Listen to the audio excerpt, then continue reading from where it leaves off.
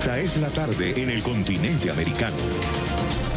Cuando anochece en Europa y amanece en Asia, así cae la tarde en el continente americano y transcurre la noche y el amanecer en el resto del mundo. La tarde. Hola, bienvenidos a La Tarde de NTN 24, el canal de las Américas. Soy Idania Chirinos. Como siempre, un gusto y un compromiso acompañarles cada día. Comenzamos en Venezuela, donde los ciudadanos no se reponen de la sorpresa ni de la indignación, que para muchos significó la firma de un acuerdo de convivencia entre una minoría de representantes opositores y el régimen de Nicolás Maduro. Este pacto contemplaría el regreso de los diputados del chavismo a la Asamblea Nacional, ente legislativo que hasta ahora han desconocido e invalidado a través de sentencia de la Sala Constitucional, recordemos, del 21 de enero de este año, que decretó su inconstitucionalidad. Asimismo, habrían pactado la conformación de un nuevo Consejo Nacional Electoral. Así anunciaba Nicolás Maduro el sorpresivo acuerdo. Se firmó el primer acuerdo de paz, entendimiento y convivencia entre importantes sectores de la oposición venezolana y las fuerzas bolivarianas y el gobierno bolivariano. Ahora bien, ¿quiénes son los firmantes de este presunto acuerdo que pretende representar a la oposición democrática venezolana? Timoteo Zambrano, diputado de la Asamblea Nacional. En la actualidad lidera una nueva formación que cuenta solo con 6 diputados principales. En las elecciones de 2018, en las que no participó la oposición por falta de garantías, apoyó la candidatura presidencial de Henry Falcón. Luis Augusto Romero es secretario general nacional de Avanzada Progresista, el partido que lidera Henry Falcón. Recordemos que fue gobernador del estado Lara, un estado central en Venezuela, y quien participó en los comicios de 2018 pese a la decisión de la oposición de abstenerse. Claudio Fermín fue candidato presidencial en varias oportunidades y por diferentes organizaciones políticas, entre ellas por Acción Democrática, partido que hoy lidera Henry Ramos Alú. Actualmente encabeza la organización Soluciones para Venezuela, que en Twitter apenas alcanza los 500 seguidores. Felipe Mujica, secretario general del Movimiento al Socialismo, el MAS, como se le conoce, es el partido al que alguna vez perteneció Teodoro Petkov. Apoyaron a Hugo Chávez en su candidatura presidencial en 1998, elecciones que lo llevaron al poder. Más tarde rompieron con el comandante y pasaron a la oposición. No cuenta con representación en la actual Asamblea Nacional. Estos son los firmantes, los que vimos en las fotografías. Detrás de ellos hay 2 nombres importantes. El primero lo mencionamos, Henry Falcón, presidente del partido Avanzada Progresista. Henry Falcón fue, como dije, gobernador del estado Lara, un estado central, y fue candidato a la presidencia. Puede identificársele con el chavismo primario. Estuvo con el comandante Chávez. Y Eduardo Fernández, ex candidato presidencial, máxima representación del Partido Social Cristiano, COPEI, fue llamado en su momento delfín de Rafael Caldera. Caldera y Betancur, uno de COPEI y otro de Acción Democrática, en Venezuela se les reconoce como constructores de la democracia después de la dictadura de Marcos Pérez Jiménez. El rechazo a nivel nacional ha sido unánime. Las reacciones en redes sociales no se hicieron esperar. Algunas de las voces, escogí quizás 3 representativas. Elizabeth Fuentes es periodista, señalaba: propongo que el 16 de septiembre se decrete como Día de la Vergüenza Nacional. El activista de los derechos humanos, Gustavo Tovar, estamos ante uno de los actos de traición más despreciables de nuestra historia. Claudio Fermín, Timoteo Zambrano, Henry Falcón y Eduardo Fernández merecen nuestro repudio total. Ahora más que nunca necesitamos unidad para derrotar la infamia, muerte a la tiranía y a la traición. La periodista Ibellice Pacheco, hoy en el exilio, señala: las aspiraciones de los asistentes son diversas.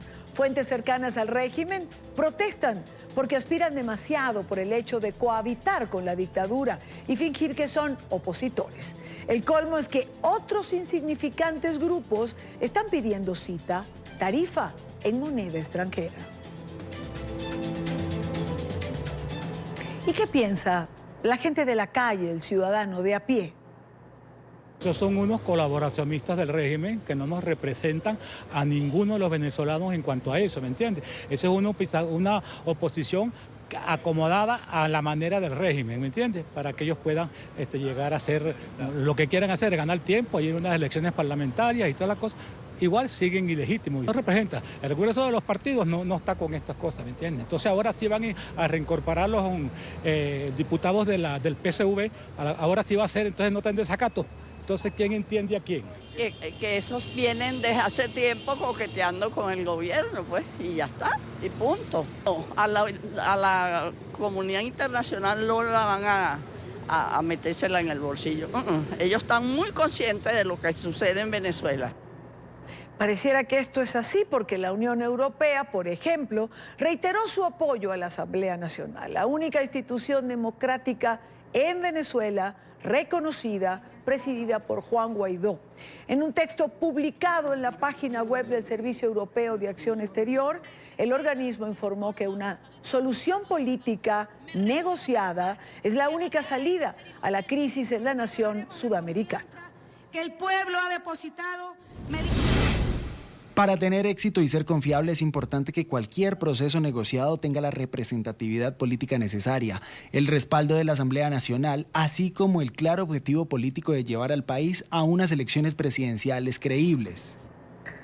Este será tema en el programa de hoy. Más adelante lo retomamos. Va a estar con nosotros Delsa Solórzano, diputada de la Asamblea Nacional, y vamos a poder conversar el día de hoy con Gerardo Blade, quien es negociador, quien fue negociador de la mesa de conversaciones que se instaló en Barbados bajo la supervisión del Reino de Noruega. Gerardo Blade representaba al gobierno interino, era uno de los representantes de Juan Guaidó. Por primera vez hablará en televisión, por primera vez hablaremos de lo que pasó en esa mesa, qué decía el gobierno interino, qué decía el régimen, cuáles fueron los puntos que no pudieron transar. Más adelante venimos con este tema, pero ahora, cuando son las 4:11 en Quito, revisamos otros temas de la agenda informativa de este día. Es noticia el Comité de Protección de los Derechos de los Trabajadores Migrantes de la Organización de Naciones Unidas. Esta entidad de Naciones Unidas ha pedido al gobierno de Argentina derogar la polémica por calificarla de alguna manera reforma a la ley de migración que permite la expulsión de migrantes sin un protocolo que garantice sus derechos humanos. La ley avalaría la deportación mediante solo una notificación y sin la firma del afectado, además de reducir a 3 días el plazo para estudiar los casos en cuestión. Es noticia Colombia, donde el Congreso aprobó un proyecto de ley que prohíbe el porte y consumo de drogas en los alrededores de colegios y también en los parques. La iniciativa, aprobada por el Senado en el último debate, permitirá a las asambleas y a los consejos de administración de conjuntos residenciales que regulen el consumo de estas sustancias en los espacios privados. El proyecto aprobado prohíbe el porte y consumo de dosis mínima de estupefacientes en entornos escolares y otros escenarios. Se prohíbe, por decisión del legislador, portar y consumir incluso la dosis mínima en los parques de Colombia. La iniciativa cuenta con el acompañamiento del gobierno del presidente Iván Duque. Aquí hay un instrumento ya con carácter legal muchísimo más sólido y la verdad quedamos muy satisfechos con esta aprobación. Uno de los artículos aprobados facilita la apertura de centros de rehabilitación para consumidores de droga. Este es un paso muy importante para la atención en medio de salud pública, no tratar al consumidor como un delincuente. La iniciativa pasa a conciliación con la Cámara de Representantes antes de convertirse en ley de la República. Es noticia España, que tendrá que acudir nuevamente a las urnas por falta de acuerdo para formar un gobierno. El rey Felipe VI ha desistido de proponer candidato para la investidura tras constatar que no existe un candidato que cuente con los apoyos necesarios en el Congreso. El monarca había concedido un tiempo para que los partidos pactaran una formación de gobierno el pasado 26 de julio, ya que ninguno contaba con las mayorías necesarias tras las elecciones generales del 28 de abril. El jefe de gobierno español en funciones, el socialista Pedro Sánchez, reconoció que el país se ve abocado a repetir las elecciones el próximo 10 de noviembre.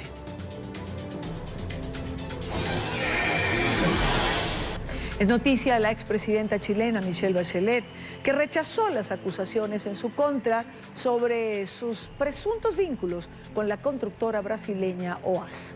Esto después de que el exdirector de la firma asegurara haber donado cerca de $150.000 a la campaña electoral de la exmandataria en el año 2013. Bachelet aseguró que existe un trasfondo en las declaraciones de Leo Pinheiro, quien, buscando un acuerdo con la justicia, señaló que el dinero fue depositado como parte de un contrato ficticio a un operador político que actuó como financiero en las actividades para conseguir la victoria de Michelle Bachelet, que hoy ocupa el cargo de alta comisionada de los derechos humanos de la Organización de Naciones Unidas. Mi verdad es la misma de siempre. No he tenido nunca vínculos con OAS ni con ninguna otra empresa. El expresidente Lula dice que esto es falso y el expresidente Lagos dice que nunca habló de platas con Lula. Estamos a un nivel de especulación y yo no voy a hacer especulaciones. Solo puedo decir que nunca tuve ningún vínculo con OAS. Es noticia el escándalo alrededor de los dos exfuncionarios de la Secretaría Nacional de Comunicaciones del Ecuador durante el gobierno de Rafael Correa, que estarían detrás de la masiva filtración de datos privados de cerca de 20 millones de ecuatorianos. A los ahora directivos de la empresa Novastrat, dueña del servidor donde se alojaban los datos, le fueron allanadas sus casas y fueron interrogados por la Fiscalía. El gobierno indica que la información fue extraída de 3 diferentes entidades del Estado.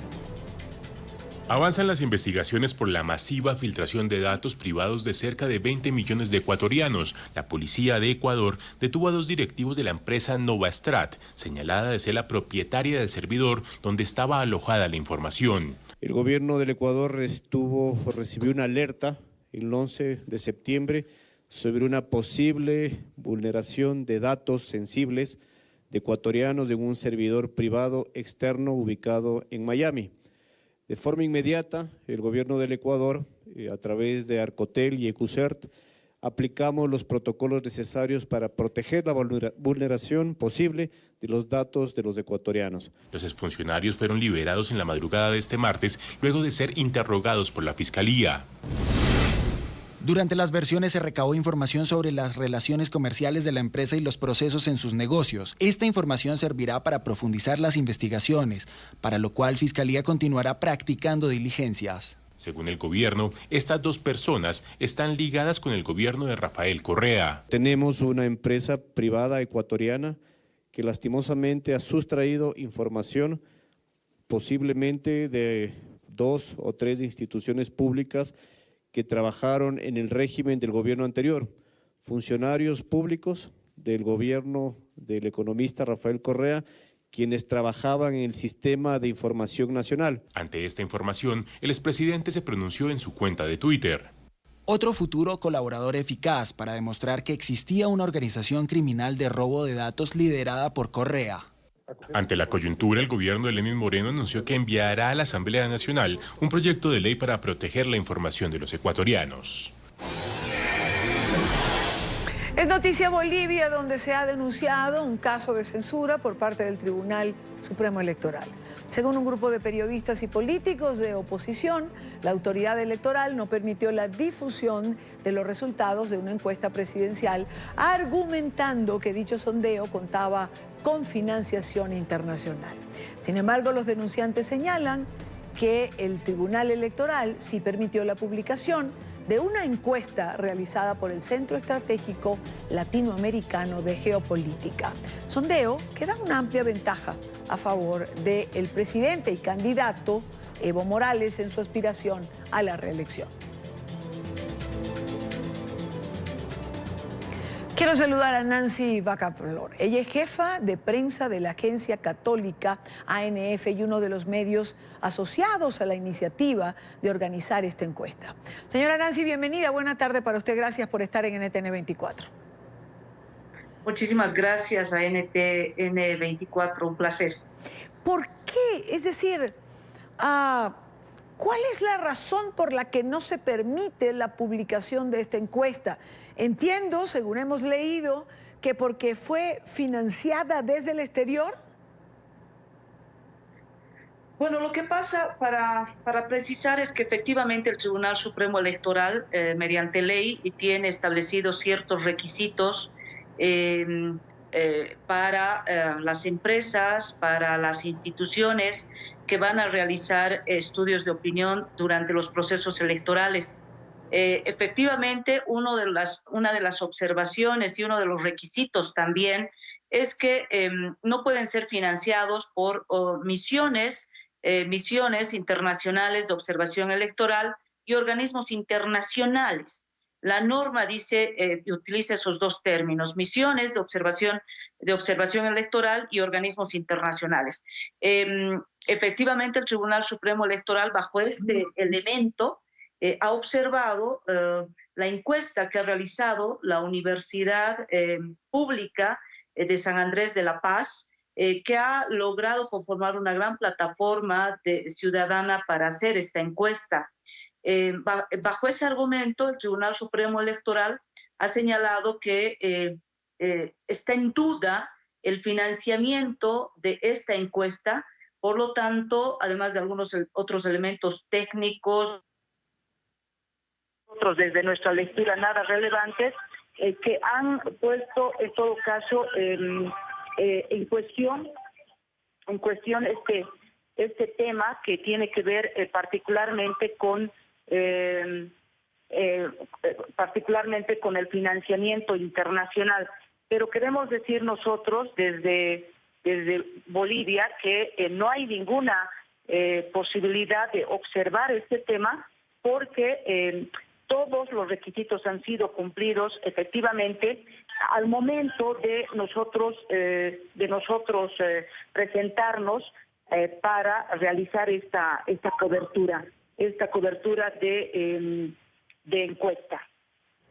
A ver, señora Nancy, vamos a tratar de puntualizar para entender mejor. El organismo electoral señala que no puede haber financiamiento exterior en las encuestas. ¿Lo hubo o no en esta encuesta que realizó esta universidad pública? No hubo es decir, no hubo como está planteado en la ley del régimen electoral. Por lo tanto, la encuesta ha cumplido los requisitos que establecen la ley boliviana respecto a la administración de procesos electorales.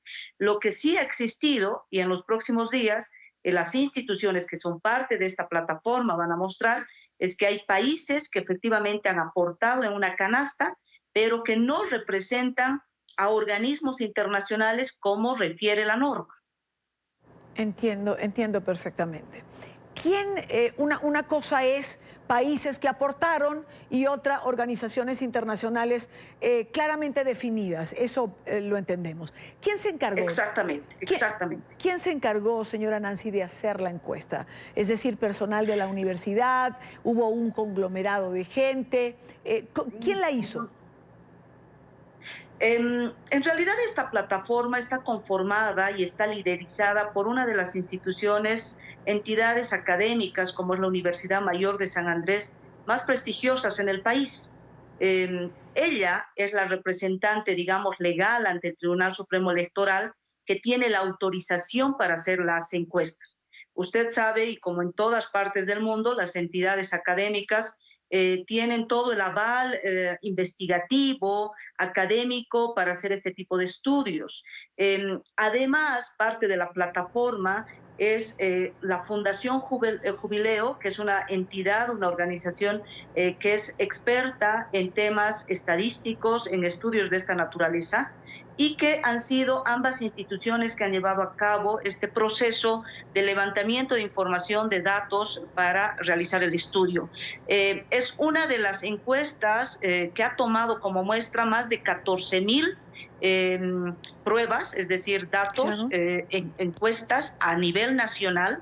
Es la única en realidad con un margen de error de 2,9%, que está dentro de los parámetros que exige el Tribunal Supremo Electoral y dentro de cualquier estudio de estas características. Por lo general, las empresas que hacen estudios en Bolivia no pasan de 3,000, máximo 3,500 encuestas, con márgenes de error similares, pero con una base de datos que no es tan grande como ha optado la universidad en Bolivia y esta Fundación Jubileo para tener una muestra quizás un poco más acercada, una fotografía mucho más nítida de cómo está el panorama electoral y las tendencias hacia los candidatos electorales.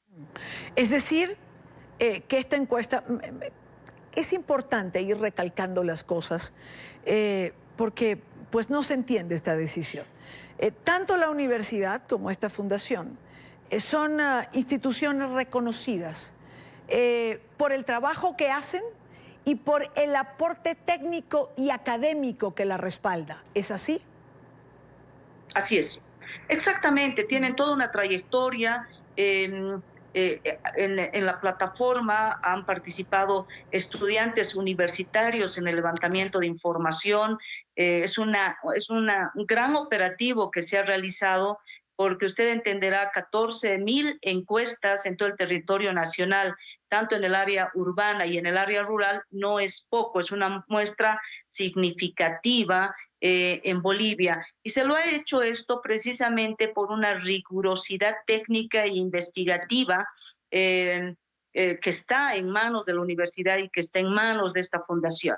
Yo le vuelvo a reiterar que al momento en el que esta plataforma ciudadana, compuesta además con medios de comunicación como la Agencia de Noticias Fides, presentaron todos los requisitos y el Tribunal Supremo Electoral avaló incluso las entidades financiadoras de este proceso de levantamiento de información. Lamentablemente, cuando estábamos a punto de lanzar, a punto de difundir la información, el Tribunal Supremo Electoral nos dijo que no lo podíamos hacer porque había esta observación referida al financiamiento y referida a algún tema técnico, digamos, nada significativo y que era absolutamente explicable.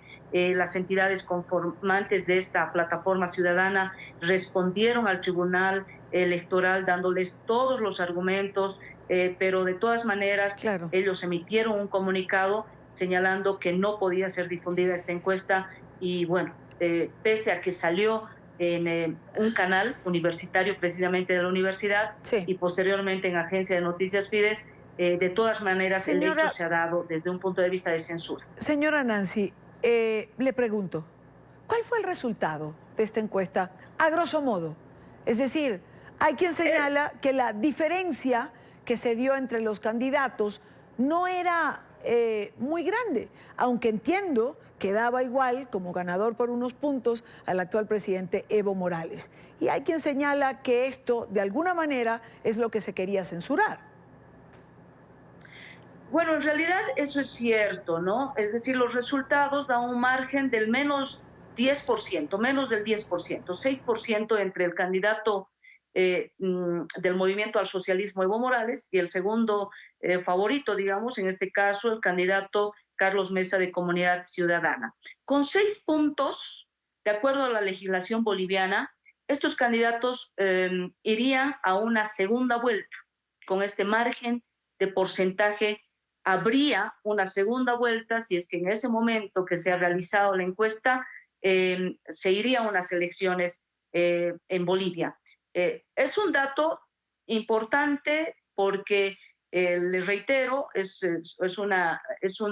un levantamiento de información bastante rigurosa y que definitivamente los márgenes de diferencia entre el primero y el segundo es de 6 puntos, lo que permitiría, digamos, a ambos ir a una segunda vuelta, un balotaje, que obviamente es, desde la perspectiva del Movimiento al Socialismo, del partido gobernante, es algo que no aceptan. Ellos están seguros que van a ganar en primera vuelta, claro, y con un margen bastante significativo.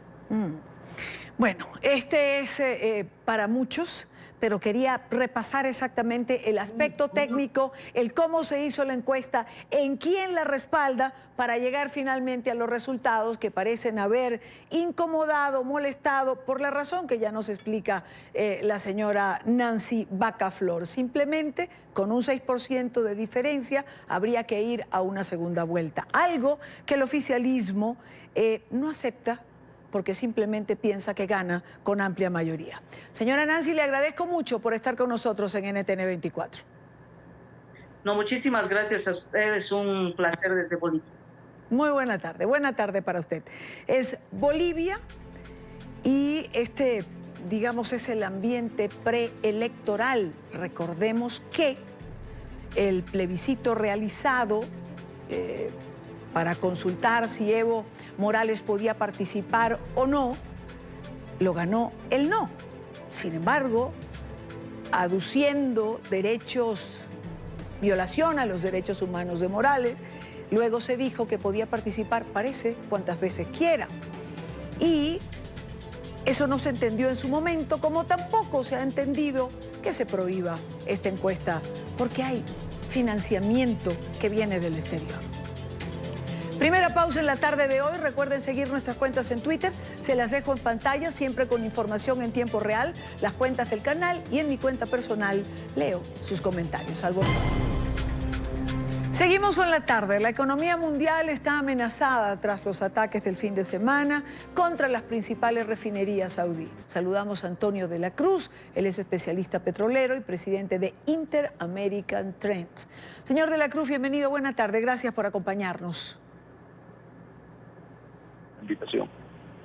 ¿Cuál es, señor de la Cruz, el verdadero impacto de este atentado en el mercado petrolero y, por ende, dentro de la economía mundial? El impacto que tiene lo que ocurrió el sábado en Arabia Saudita es que sacó del mercado 5.7 millones de barriles días, y eso implica el 5% de la producción mundial. O sea, al sacarla, que lo que hace, restringe la oferta y por lo tanto generó pánico en los compradores, y logramos ver un impacto en los precios del petróleo a los días siguientes que no se veían desde la guerra del Golfo en 1991. Entonces estamos hablando que aumentaron un 20%, se dispararon 8 y 9 dólares el barril en 2 días. Entonces ese es realmente el impacto que tuvo lo que ocurrió el sábado en las refinerías de Arabia Saudita. Ahora, señor de la Cruz, ¿tan significativo es un 5% dentro de un 100% de la producción mundial? Sí, porque hoy la oferta y la demanda, como los países de la OPEP venían en una estrategia de incrementar el precio de petróleo, está casi en lo que se produce, se almacena, está casi en la demanda que se tiene. Entonces, en ese sentido, al tener una política de precios por parte de los países de la OPEP, ha venido obteniendo un recorte de la producción. Recordemos que en la reunión de junio ellos dijeron que seguían sosteniendo el recorte de producción y que ahí acompañaba también Rusia de 1.9 millones de barriles día, de los cuales Arabia Saudita contribuía con 1.2 millones de barriles día. Ahora, ¿hasta dónde puede llegar el precio del petróleo, digamos, ante este panorama que plantea estos ataques en Arabia Saudí?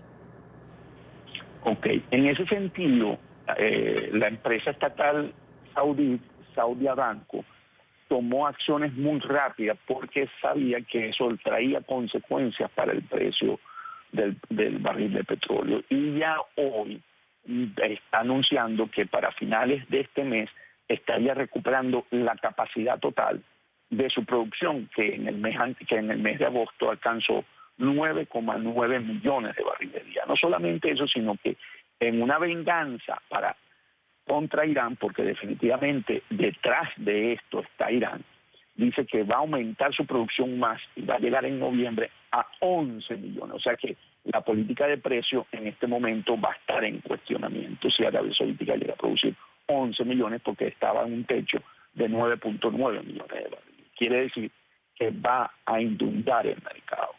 Entonces, en ese sentido, hoy los mercados empezaron a ver, y si vemos el precio del crudo, bajó con respecto al día de ayer. Hoy se está ubicando el WTI, que es el marcador aquí en Estados Unidos, en 58 y había alcanzado hasta 61 y 62 dólares el barril de petróleo. Entonces, el mercado también fue sorprendido por los inventarios aquí en Estados Unidos que los reporta la Asociación de Petróleo, el Instituto Petrolero Americano, que consideró que está en aumento. Entonces los inventarios están full. Entonces con esas dos grandes noticias, hoy el mercado petrolero está un poco más tranquilo. Claro, con inventarios que respalden, baja la presión. Ahora, señor de la Cruz, ¿para usted ninguna duda de que Irán está detrás de estos atentados? No hay ninguna duda, Irania, porque las agencias de inteligencia de Estados Unidos ya han dicho, y los sauditas también, eso ocurrió aparentemente en la parte sur occidental de Irán, porque el ataque además es muy sofisticado, son con aviones no tripulados, con drones, y hoy se está también diciendo aquí en Estados Unidos, en Washington, que hubo el uso de misiles de crucero. Entonces, además fue muy certero, fue realmente para buscar afectar, manteniendo la distancia. Si vemos que Arabia Saudita es un país netamente productor de petróleo y el otro que tiene más importante es la Meca, le dieron en el corazón del negocio petrolero de Arabia Saudita. Pensaban que porque si le estaban sacando más de la mitad de la producción que tenía hoy actualmente, era para darle un golpe muy certero. Y tú sabes, Diana, muy bien que hay una lucha religiosa entre los sunitas y los chiitas. Y en ese sentido, ellos han venido jugando guerras proxy en Yemen y ellos se cubrieron con los hutitas para decir que habían sido los hutitas. Pero no es cierto. Ahora, señor de la Cruz, el presidente Trump decía que de llegarse a comprobar en la investigación que pidió se hiciera que Irán estaba detrás de estos ataques, actuaría en consecuencia y hasta pidió a Arabia Saudita estar más o menos a la altura de la reacción de Estados Unidos de comprobarse esto. ¿Qué puede venir o qué puede haber más allá de un cruce de palabras fuertes? Ok.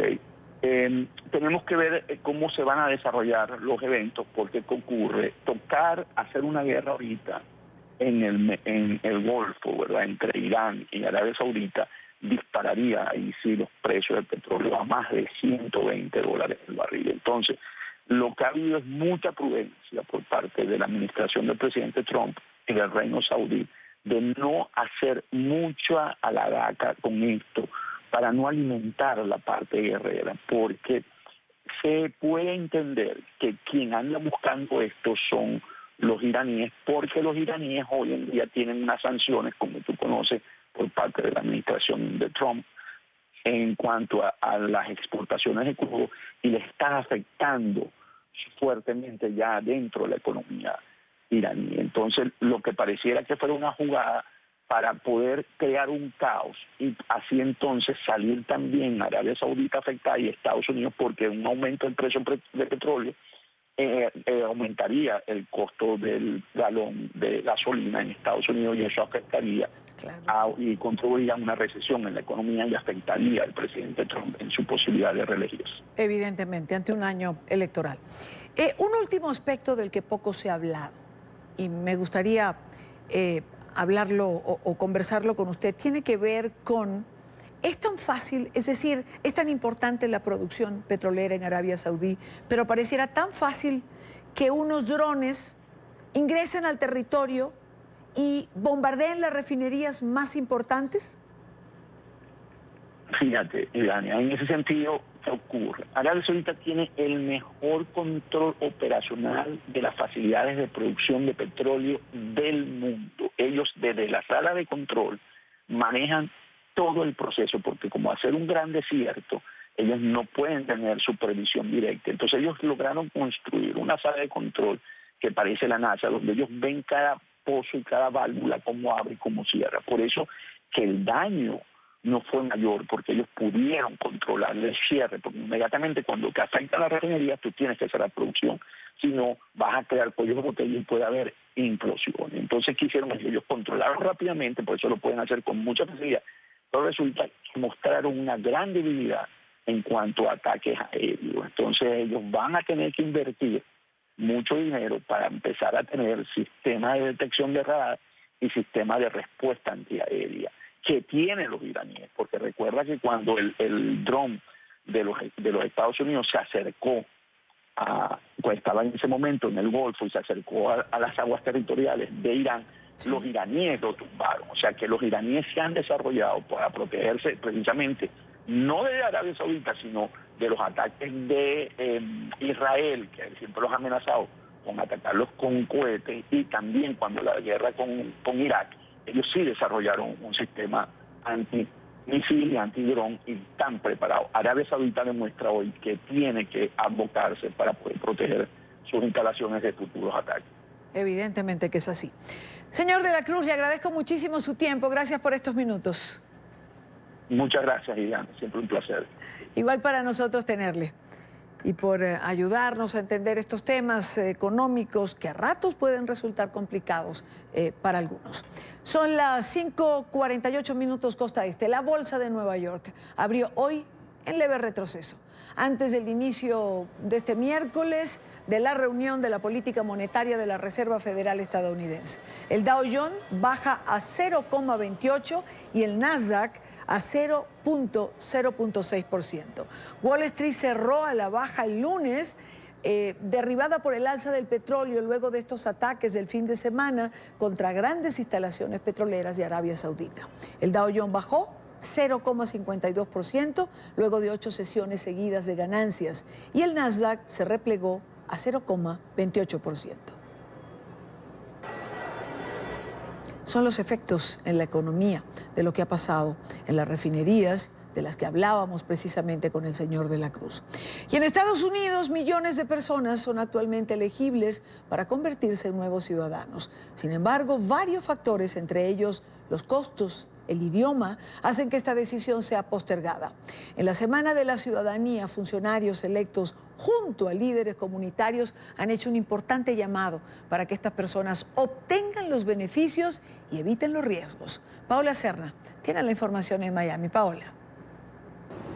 Hola, ¿qué tal? Muy buenas tardes. Se calcula que alrededor de 8.6 millones de residentes legales en Estados Unidos tienen la posibilidad de convertirse en ciudadanos de este país.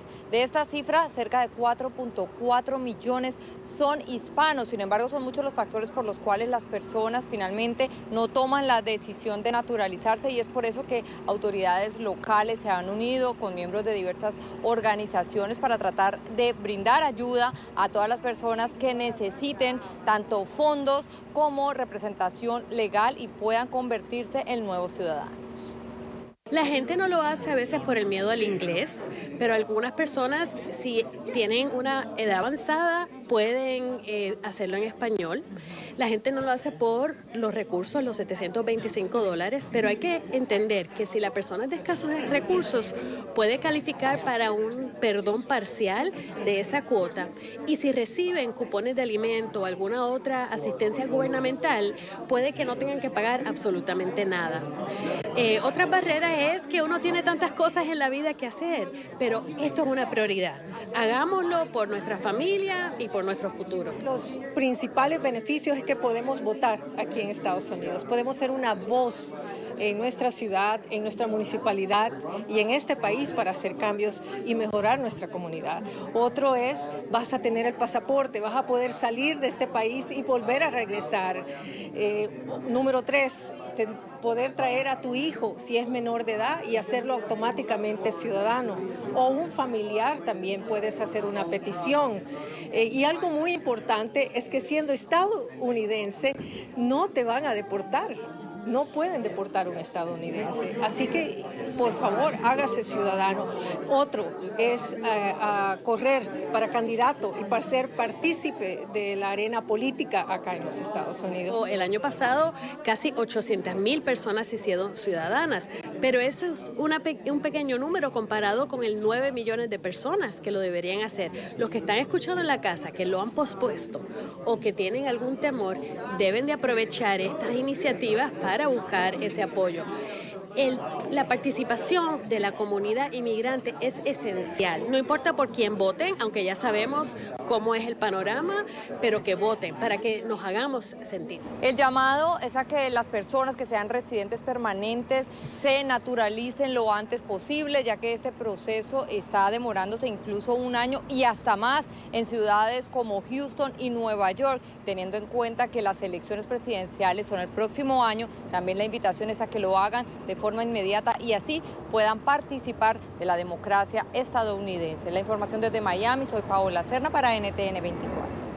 Gracias, Paola. Y en otro orden de ideas, el presidente de los Estados Unidos, Donald Trump, enfrenta un nuevo desafío legal por su resistencia a publicar sus declaraciones de impuestos. La Fiscalía Distrital de Manhattan, en la ciudad de Nueva York, ha emitido una orden judicial para obtener los últimos 8 registros tributarios del actual mandatario.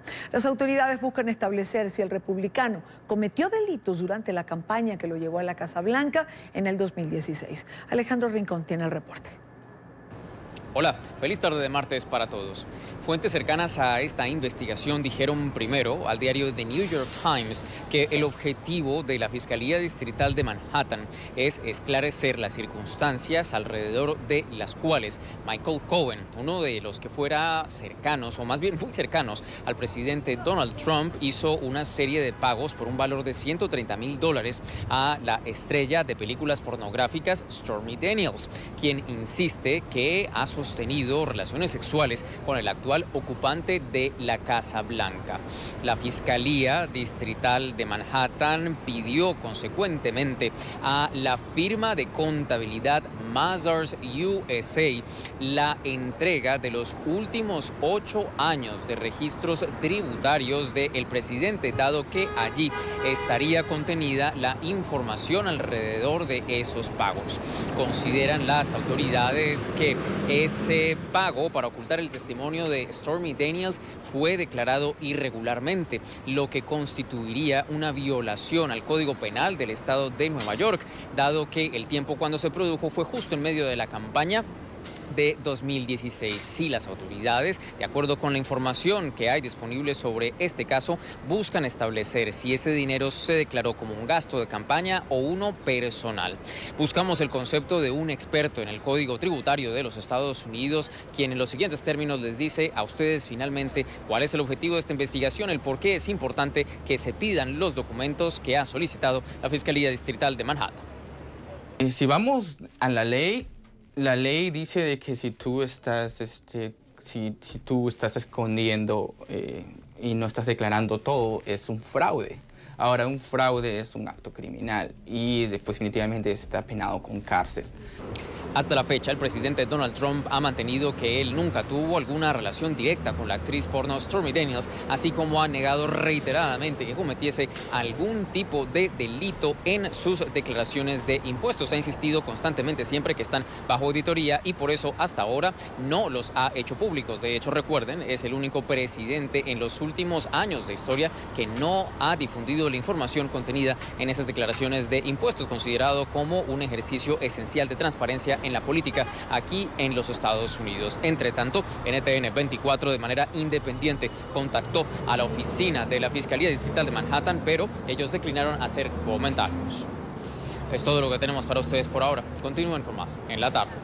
Gracias, Alejandro, por la información. Con esto vamos a una nueva pausa en la tarde de hoy. Continuamos con más en la tarde de hoy cuando son las 6:03 en Caracas, Venezuela. Retomamos el tema con el que abríamos el programa. El minoritario grupo que pactó con el régimen de Nicolás Maduro presuntamente para buscar una solución a la crisis.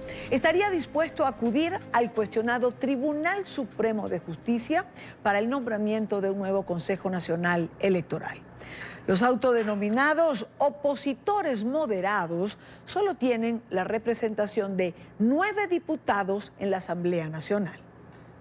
Para Felipe Mujica, el Tribunal Supremo de Justicia debe actuar si la Asamblea no se pone de acuerdo para nombrar a los nuevos rectores del Consejo Nacional Electoral. Si no hay, entonces la propia ley establece una figura que se llama la omisión legislativa.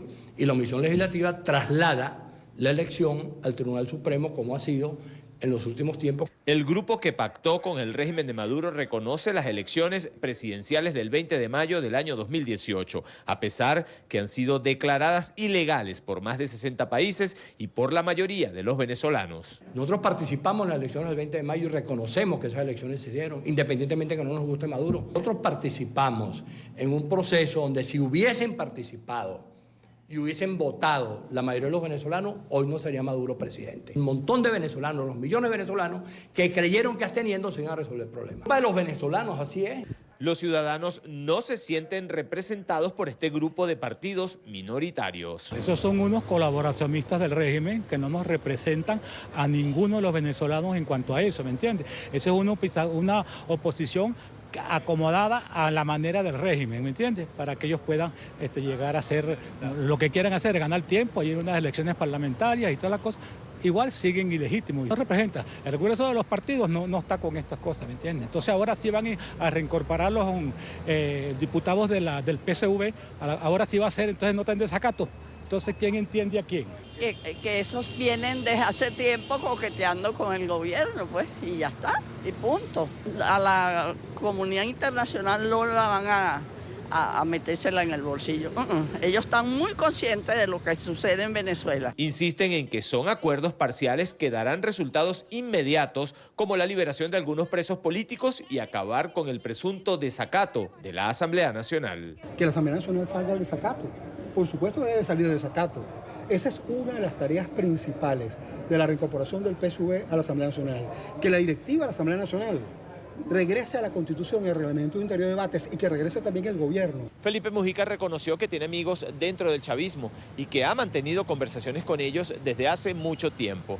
Todo, según él, con el único fin de buscar una solución a la crisis que está viviendo Venezuela. Es la información que manejamos desde Caracas. Continúen con más de la tarde de NTN 24. Nos acompaña Delsa Solórzano, diputado ante la Asamblea Nacional de Venezuela. Delsa, bienvenida, buena tarde. Gracias por acompañarnos. Gracias a ti, querida Idania, siempre desde Venezuela, orgullosos de tu trabajo. Gracias, Delsa, gracias.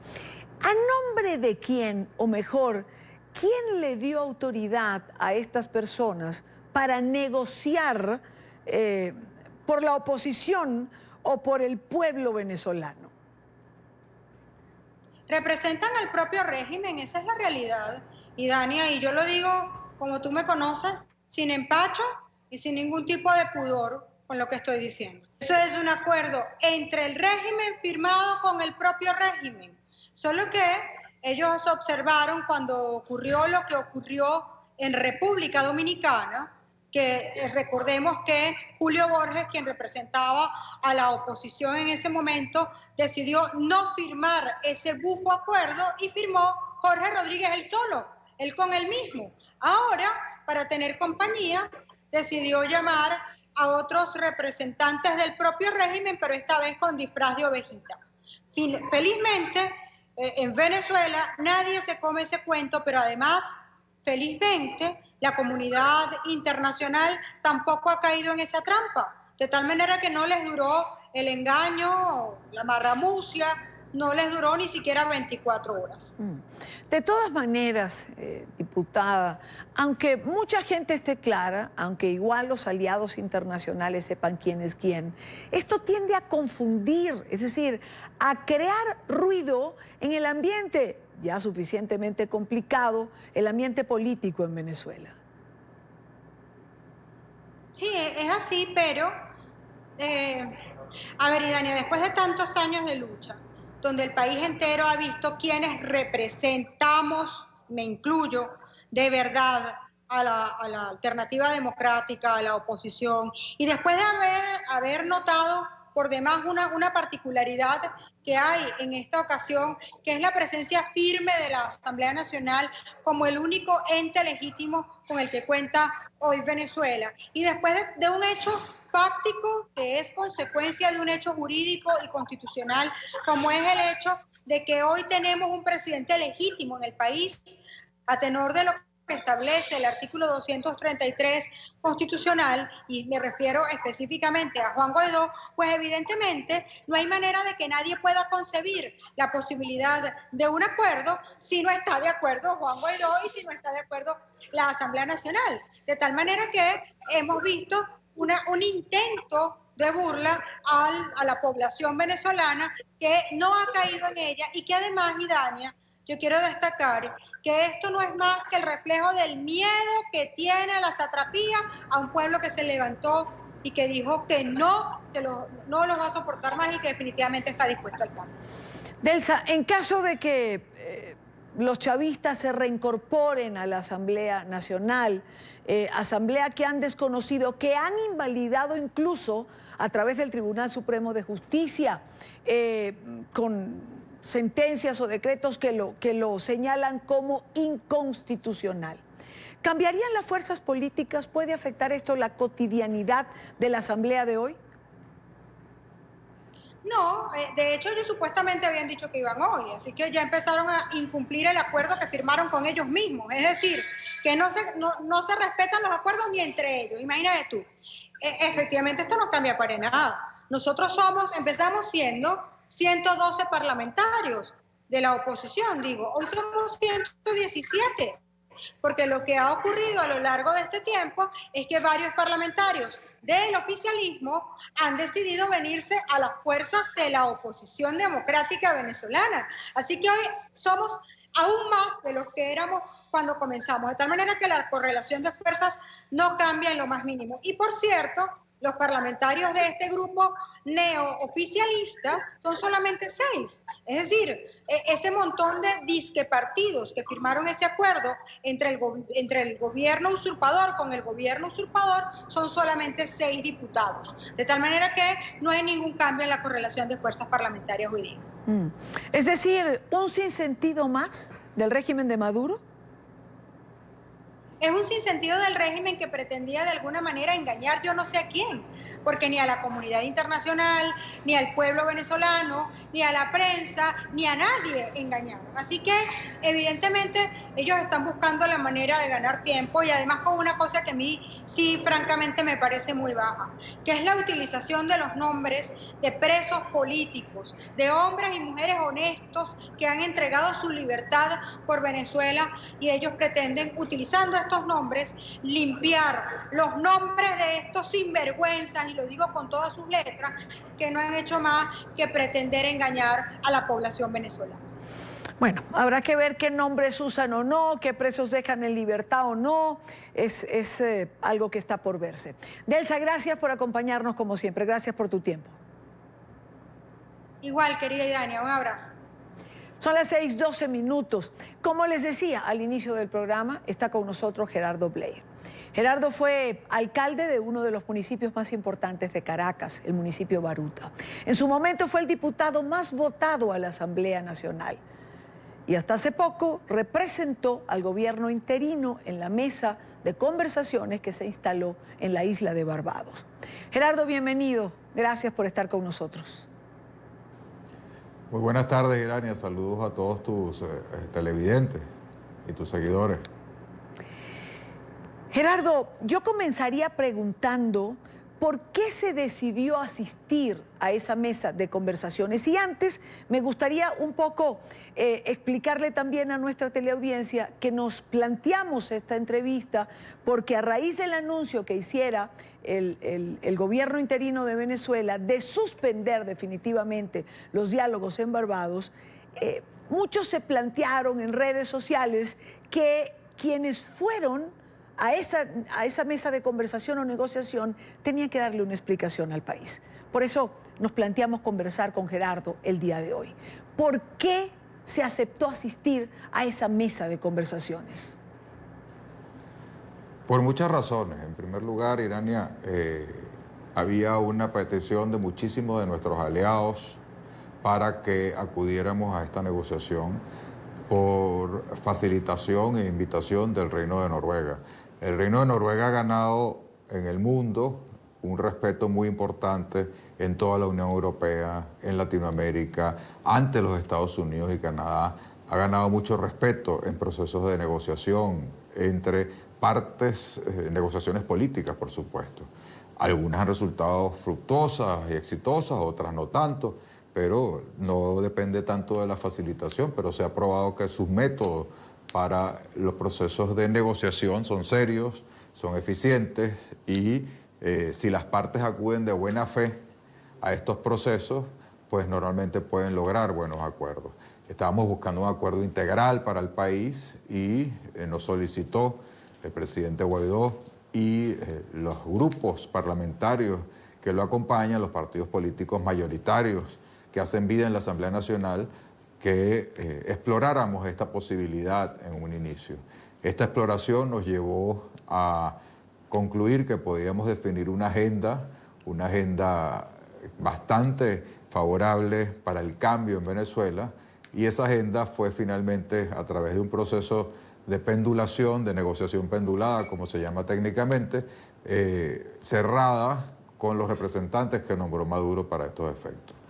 Era muy importante explorar todo este paso, esta vía, porque muchísimas personas que están afuera piensan que es que solamente con una vía de intervención o etcétera se podía lograr. Esta era la vía y creo que sigue siendo la vía menos dolorosa para el país, menos dolorosa para los venezolanos. Y además, pues tenemos otras informaciones que no podíamos revelar y que no podemos todavía hacerlo, sobre esa especie de sueño que tienen algunos sectores de intervenciones y de que se apersonen fuerzas de otros países aquí para resolvernos nuestro conflicto, y esas cosas no son tan fáciles para que sucedan. Por lo tanto, para nosotros fue muy importante, para los delegados de Guaidó, para el presidente Guaidó, para los grupos parlamentarios que hacen la mayoría, sobrada mayoría en la Asamblea Nacional, y además que están legitimados por la comunidad internacional, por casi más de 60 países, que se acudiera a esta cita y se explorara y se intentara llegar a un acuerdo integral en este proceso. Sin embargo, has mencionado algo sobre lo cual me quiero detener, que para conversar, para hacer una agenda, para cumplir con esa agenda, para intentar este acuerdo que diera una salida a la crisis de Venezuela, se necesita buena fe. Y hoy justamente declarabas en un programa de radio en la mañana que el gobierno actuó de mala fe. Y yo te pregunto, ¿alguna vez pensaron que el régimen de Maduro podía tener buena fe al sentarse en esa mesa? Era difícil pensarlo, ¿no? Y era difícil apostar a que no iban a hacer algo, como ha sucedido, para no apostar al éxito de una negociación integral. Pero es importantísimo que esto quede muy claro. Probarlo era sustancial.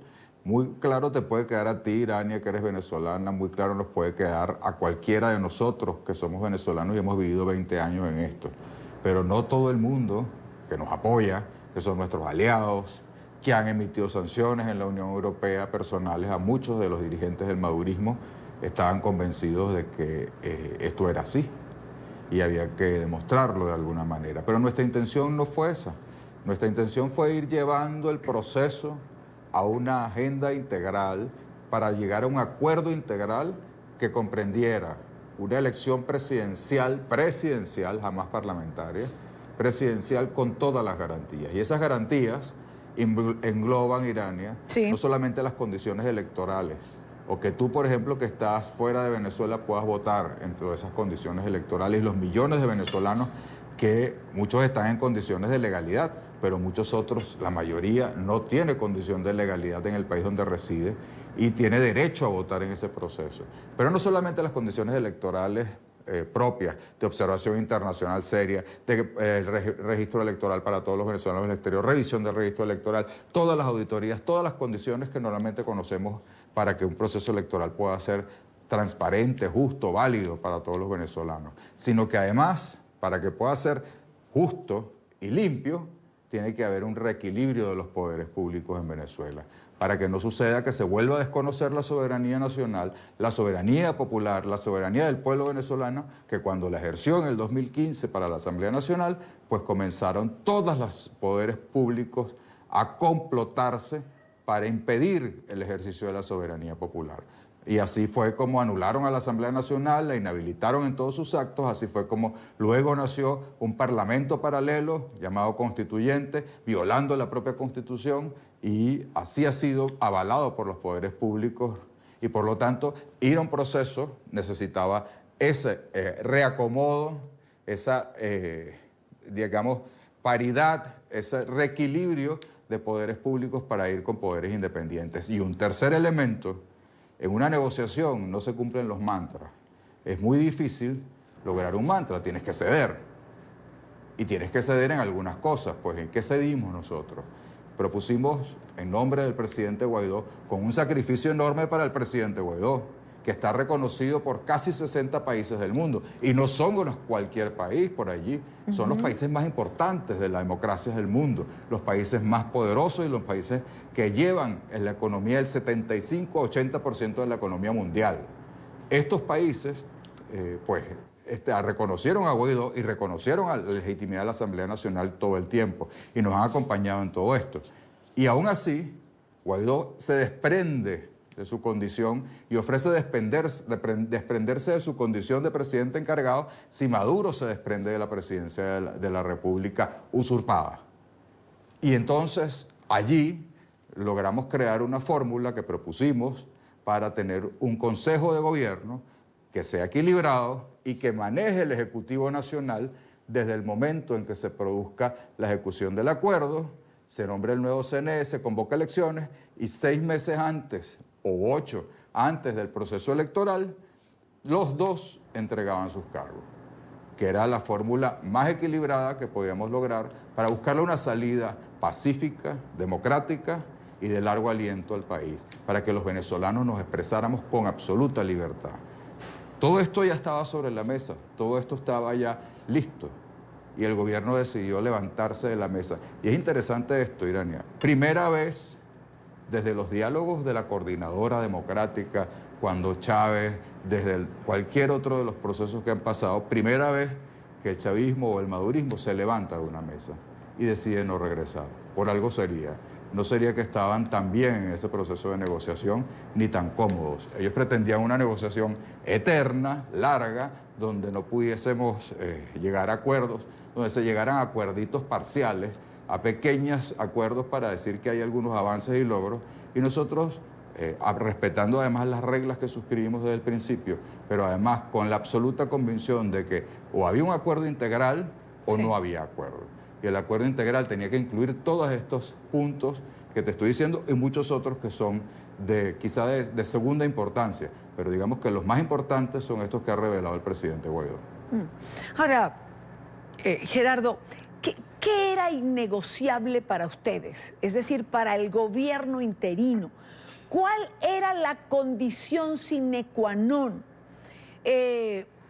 Para el régimen, por ejemplo, ¿qué era lo más importante? Entiendo que tenía que ver con las sanciones que se le ha aplicado.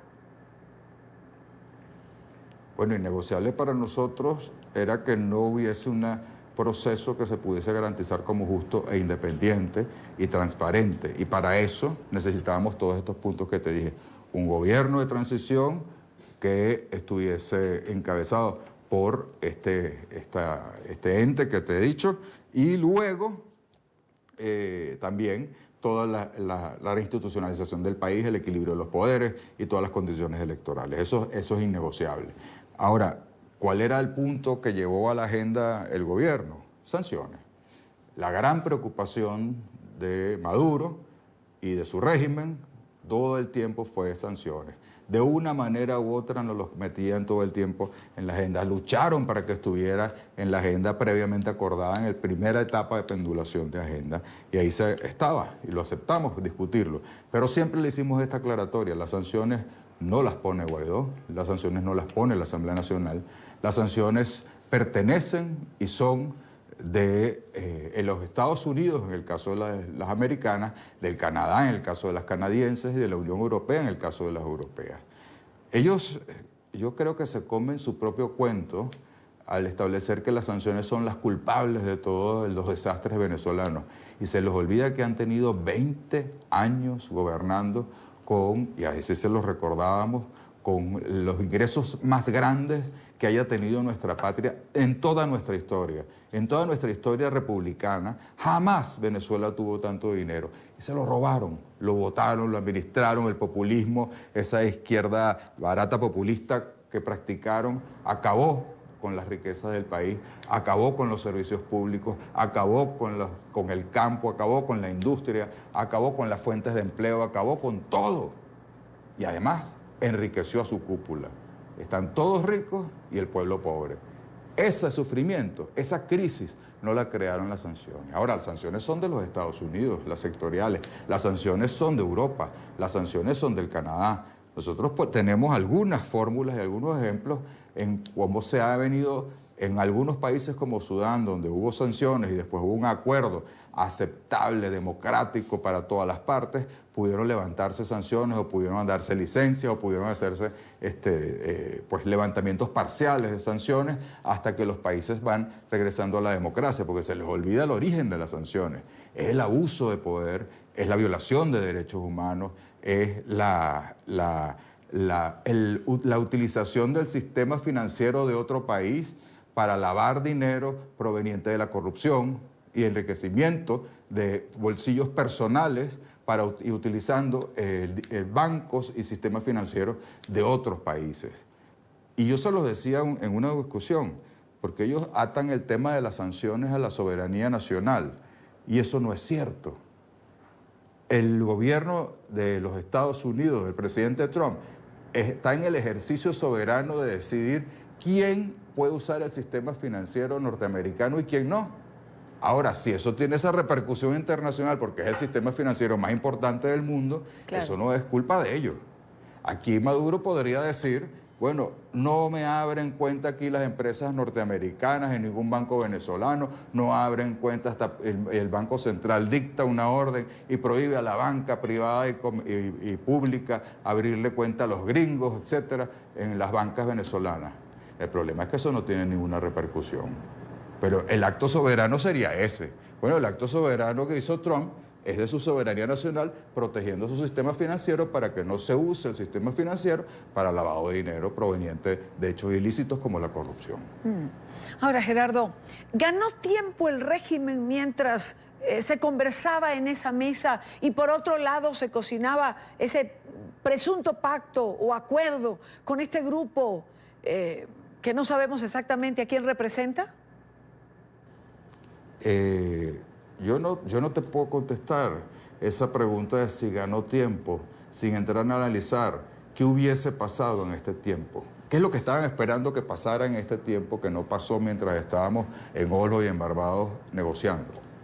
Esa es la gran pregunta. Iban a venir los Marines, iba a venir una intervención extranjera, una coalición de fuerzas extranjeras, y porque estábamos en esa negociación que el gobierno abortó, que Maduro abortó, no se produjo. Eso es lo que quieren decir. Eso es falso. Entonces no partamos de premisas falsas para tratar de desmejorarnos en la condición. Más bien quedamos muy fortalecidos porque fue Maduro quien se levantó de la mesa por primera vez en todos los procesos. Quedó desnudo ante una comunidad internacional que nos pedía inténtenlo, busquen el acuerdo de las elecciones democráticas. Te invito a que leas en las declaraciones hoy el comunicado que sacó Federica Mogherini en nombre de la Unión Europea, donde dice no hay negociación aceptada por la Unión Europea que no sea la avalada, la que está facilitando Noruega y esa es la que avala toda la Unión Europea. Entonces, no veamos fantasmas y cosas donde no existen. Vamos a poner los pies sobre la tierra y seamos realistas. A lo mejor no es la velocidad que todos en desesperación quisiéramos que esto terminara, pero yo creo que había la importancia de irnos a un proceso que podía darnos esa salida y que Maduro pateó la salida, Maduro no jugó limpio, Maduro pateó esa salida cuando ya estaba listo para simplemente tener que aceptar elección presidencial con condiciones libres y justas como las expliqué antes. Y entonces en este momento ahora hasta la Unión Europea le está diciendo son elecciones presidenciales, no son elecciones parlamentarias. Son elecciones presidenciales y el acuerdo que usted puede llegar y que nosotros validaríamos es el que estaba tramitándose a través de la facilitación del Reino de Noruega. Entonces creo que tenemos que ser muy realistas en esto y no sembrarle a la gente ficciones. A mí no me gusta sembrar ficciones. Yo no he declarado, hoy es el primer día que estoy declarando, por respeto a las reglas de juego que establecieron los noruegos y que yo firmé, y firmó la delegación de Maduro y firmaron todos mis compañeros de delegación. Y yo ahora, después que Maduro terminó de patearla, con los actos que hizo ayer, es que estoy comenzando estas declaraciones. Porque creo que lo que pasó ayer era su plancito B. Ahora, yo, sin entrar a hablar de los señores que estaban allí y los que firmaron ese acuerdo, simplemente les digo a los venezolanos a través de tu programa que esa mesa tiene los 10 contados. Le van a dar algunos resultados. Se los va a dar el propio Maduro. Va a soltar unos presos, van a hacer algunas cosas efectistas. Pero como declaraba esta mañana en otro programa, Irania, esto es muchas nueces, mucho ruido y pocas nueces, como la obra, como esa bellísima obra. Eso es mucho ruido y pocas nueces. ¿Por qué? Porque le van a dar bombos y platillos, le van a poner unos audífonos gigantescos, van a hacer actos masivos no, actos con mucha resonancia mediática para soltar unos presos, para lograr algunas cositas, cambiar un CNE, que no sé cómo lo van a cambiar sin la Asamblea Nacional constitucionalmente, y entonces harán otro CNE a su medida, cosa que tampoco garantiza ninguna elecciones de ningún tipo en Venezuela futuro.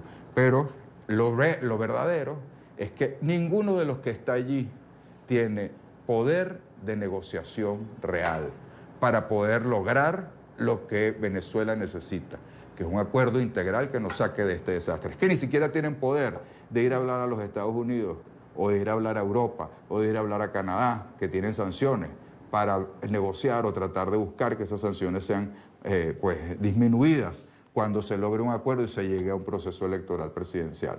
Eso no lo tienen. Entonces, si tú no tienes poder de negociación y no tienes nada que intercambiar, ¿qué negociación puede haber?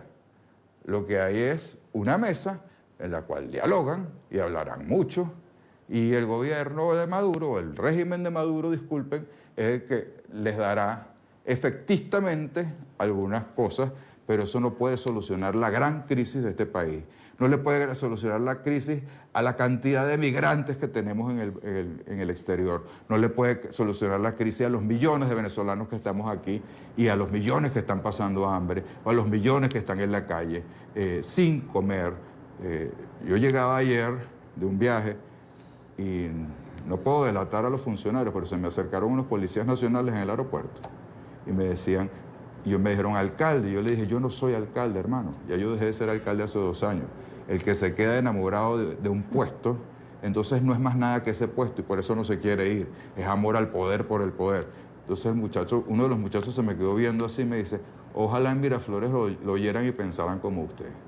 Esto es una revolución que está atada al poder por el poder mismo y no para producir ningún beneficio a los ciudadanos. Y esto demuestra además que no quieren ninguna solución integral para los venezolanos de fondo. Ojalá me esté equivocando, pero lamentablemente, y en este momento, no hay otra cosa que decir que están jugando un juego para deteriorar aún más la vida del venezolano con esta especie de parapetos de negociaciones que no son tales porque no tienen el poder de producir un acuerdo integral que permita un cambio y una salida política que produzca el restablecimiento de la democracia en Venezuela y con ello venga la mejoría económica y social que todos necesitamos. Gerardo Blay, una última pregunta. Sin conversaciones, con poder de cambio, como señalas, sin invasiones o marines que vengan a Venezuela, ¿cuál es el futuro del país? Mira, hasta las peores guerras terminan a través de unos tratados de rendición que son negociados.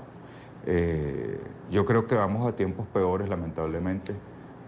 Al Maduro haber abortado Barbados y el mecanismo de facilitación de Noruega, cerró por ahora una puerta muy importante que tenía para salir más o menos con dignidad, porque ya no hay tanta, pero un poquito de dignidad del poder y entregar en unas elecciones presidenciales libres y justas la posibilidad de que los venezolanos decidieran su futuro y ellos poder incluso hacer vida política en el país. Yo creo que más tarde ahora van a terminar en peores condiciones y con un país más deteriorado buscando una negociación que pueda producir esos efectos.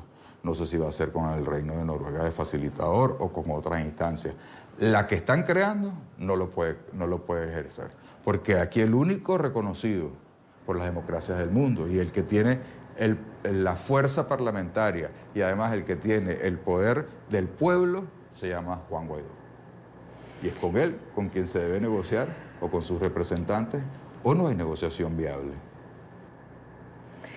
Quiero agradecer a Gerardo Blay por estos minutos con NTN 24, por esta entrevista, por los detalles de lo que fue esa mesa de conversación, por hacerlo por primera vez en un medio internacional y en televisión con nosotros.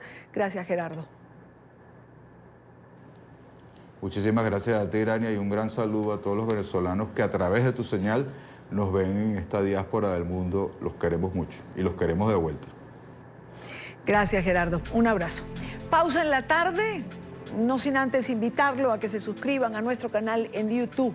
Lo tienen en pantalla. Todo nuestro contenido multimedia, entrevistas, reportajes y sobre todo la señal en vivo de NTN 24. Conéctese a la información, se lo digo siempre, conéctese a NTN 24. Regresamos en breve con más información. Quédese con nosotros, aún hay más en la tarde. Continuamos con más en la tarde de hoy. El presidente de México, Andrés Manuel López Obrador, se refirió esta mañana a una ley de amnistía que ha causado cierta polémica en la clase política del país. Se trata de una iniciativa que busca favorecer a personas de bajos recursos y que han sido acusados de delitos menores. Esta ley de amnistía pudiera favorecer a quienes enfrentan penas por delitos contra la salud, ya sea porque son consumidores o por participar en el comercio de drogas ilícitas en pequeña escala. Varios sectores políticos han expresado su preocupación debido a los alcances de la norma en sí. Tiene que ver con la gente humilde que no fue asistida, ¿sí?, que no tuvo abogados, es dejar en libertad a indígenas que están en las cárceles de manera injusta, mujeres, ancianos, quienes no tuvieron una defensa adecuada, que no se les asistió, no se les ayudó, y los delitos por los que son acusados. En esta parte del programa nos acompaña Sofía Ramírez Aguilar, investigadora y analista política en México. Señora Ramírez, bienvenida. Buena tarde para usted. Hola, buenas tardes a ti y a todo el auditorio. Quizá el temor más grande entre, digamos, lo que se ha expresado y he tenido la oportunidad de leer, es que esta ley de amnistía de alguna manera pueda traer impunidad hacia ciertos delitos. Mira, yo creo que hay que aplaudir lo que bien destacaba el presidente en su conferencia mañanera. Es una ley que trae aparejada la justicia social de ayudar a salir de la cárcel, de la prisión, a todas estas personas que son primodelincuentes, mujeres, personas que no tienen otros mecanismos de defensa ni acceso a los mismos, y por lo tanto, siendo México un país de suma desigualdad económica, pareciera ser una buena idea, pero tiene muchos asegúnes. Entre los asegúnes destaco por lo menos 5. El primero es que no se está utilizando la información de ninguna manera. Digamos, aquellas personas que se contempla que pueden apegarse a la amnistía, es decir, salir de la cárcel y que se extingue el delito por el cual fueron encarcelados, no se les está preguntando y no se prevén mecanismos de recopilación de la información. Por ejemplo, en los casos donde hay narcomenudeo, donde se vieron forzados a delinquir, ya sea por la pareja o por algún otro tipo de familiar, por temor a las bandas del crimen organizado, etcétera. Entonces, ese es el primero de las grandes críticas. No se está velando por capturar la información que pudiera llevar a una mejora en términos de la seguridad. La segunda, que va muy aparejada, es que no se está utilizando la información tampoco para desmantelar las redes de macrocriminalidad. En este caso, todas las redes de crimen organizado que están involucrados dentro de el reclutar, en México se les dice mulas, por ejemplo, a personas que por un pequeño monto de dinero les pagan por transportar grandes cantidades de droga de un lado a otro de la frontera o dentro del territorio nacional. Entonces tampoco se está tomando en cuenta eso. El tercero es que, no estamos atendiendo el conflicto. Esto se trata normalmente cuando se hace una ley de este estilo, de pacificar y de buscar la reconciliación entre las partes. Y aquí no se está hablando ni de una reparación del daño, ni de una reinserción social. Entonces, finalmente tenemos que no hay garantía de no repetición entre estas personas, porque algunos ya pasaron varios años en la cárcel antes de poder apegarse a la ley de amnistía. Y finalmente, creo que la más importante de todas las críticas es que esto se hace para atrás. Está bien sacar y ayudar a todas las personas que en estas circunstancias pueden acceder a la amnistía y salir, digamos, comunidades indígenas, primodelincuentes, jóvenes, personas de bajos recursos y demás, pero no se está garantizando que no vuelva a suceder hacia adelante. Por ejemplo, las mujeres que abortan, la mayor parte de los abortos, o sea, 9 de cada 10 abortos suceden en competencia del ámbito local, es decir, las reglas de los estados, no las reglas de la federación. Entonces, las leyes que aplican en esos casos son a nivel local y toda esta amnistía se prevé a nivel federal. Y si bien uno de los transitorios indica que hay una instrucción para que a nivel estatal los congresos legislen en los mismos términos, uno, no es garantía y dos, no se está modificando, no se está proponiendo una modificación a los códigos penales, ni al federal ni a los locales, para modificar las conductas o para modificar las penas que llevan a la gente a la cárcel con mayor incidencia en los casos donde son más pobres o más vulnerables. Bueno, precisamente cuando uno la escucha es que puede entender, por ejemplo, la posición de la policía en Tijuana, que me llamó la atención, que decía que el 95% de los delitos, si esta ley es aprobada, quedarían entonces en la impunidad. La pregunta es, ¿se van a tomar en cuenta, digamos, las críticas o los aportes que se hacen? Yo creo que ahorita estamos en muy buen momento para empezar a hablar del tema, porque la ley apenas, o la iniciativa de ley fue presentada por el Ejecutivo Federal en México apenas a finales de la semana pasada. Tiene fecha del jueves 12 firmada por el señor presidente, dirigida al Congreso de la Unión, a la Cámara de Diputados. Entonces apenas se va a empezar a discutir y creo que es un muy buen momento para decir sí a muchas cosas, como sí a la justicia social, pero queremos reinserción, queremos utilidad de la información que se capture, queremos garantía de no repetición y queremos modificaciones legales que permitan que la gente hacia el futuro, es decir, si una mujer aborta en 1 año y esa ley ya entró en vigor hacia atrás, no se vaya a la cárcel.